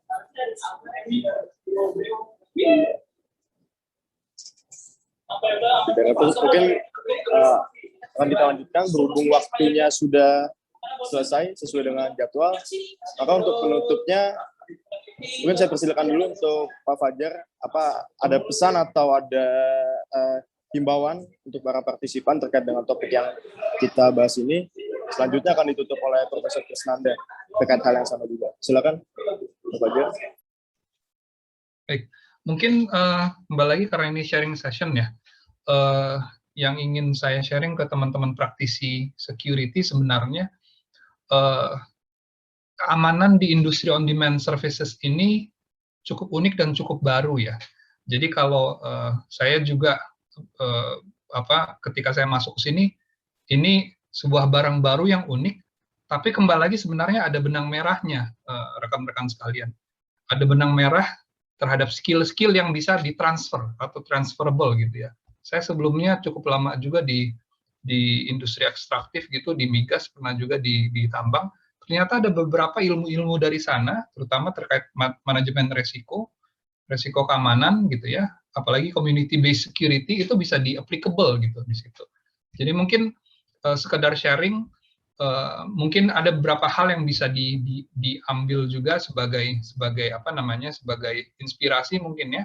Tapi mungkin ada juga hal-hal yang tidak relevan dan tidak bisa diaplikasikan. Tapi itulah namanya, masing-masing industri punya perbedaan sendiri. Tapi untuk teman-teman praktisi, coba kita cari benang merahnya terhadap skill-skill yang bisa kita transfer antar industri. Mungkin nanti saya juga tertarik untuk diskusi dengan industri lain bagaimana hal-hal yang terjadi di sana bisa juga kita aplikasi di sini. Mungkin itu dari saya, Mas Felix. Terima kasih.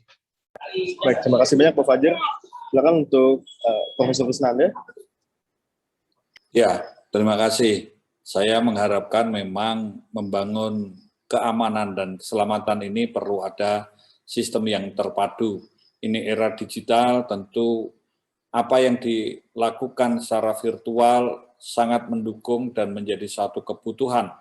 Maka pembangun sistem pelayanan virtual atau di era digital, era revolusi industri 4.0 ini perlu dibangun back office sebagai operation room, sebagai pusat K3I, komunikasi, koordinasi, komando pengendalian, dan informasi, dan aplikasinya ini memang berbasis artificial intelligence dan juga networknya Internet of Things dan ada algoritmanya.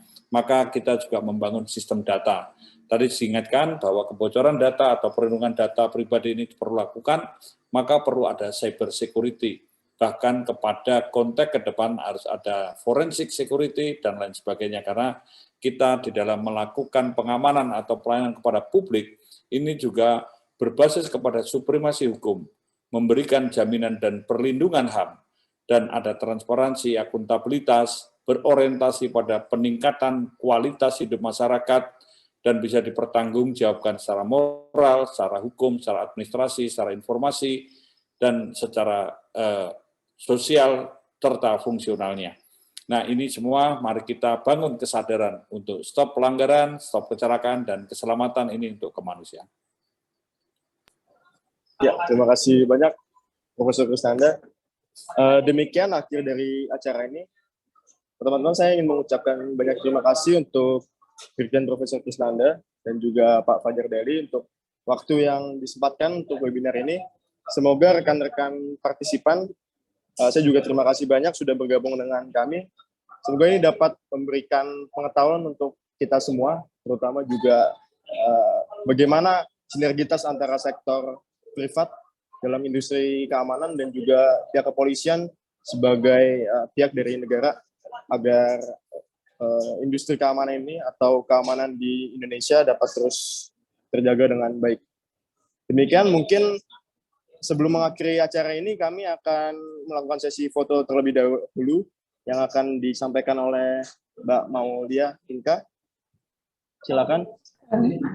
Oke, rekan-rekan boleh on cam sebentar kita untuk dokumentasi.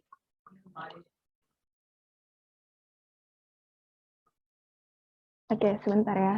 1, 2. Oke, sekali lagi bentar.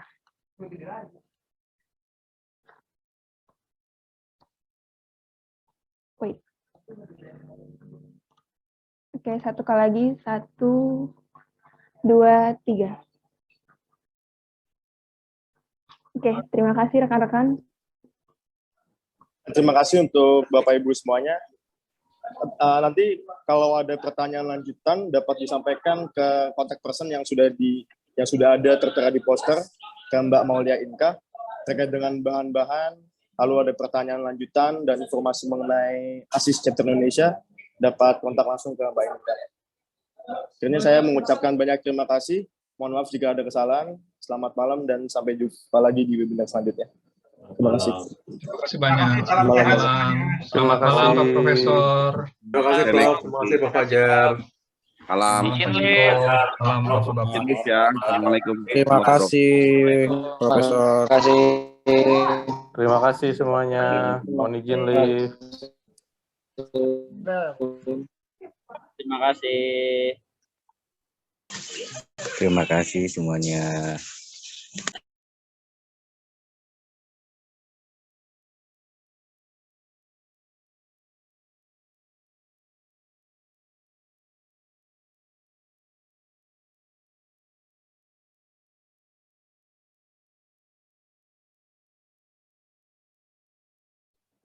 Terima kasih banyak Pak Ciko.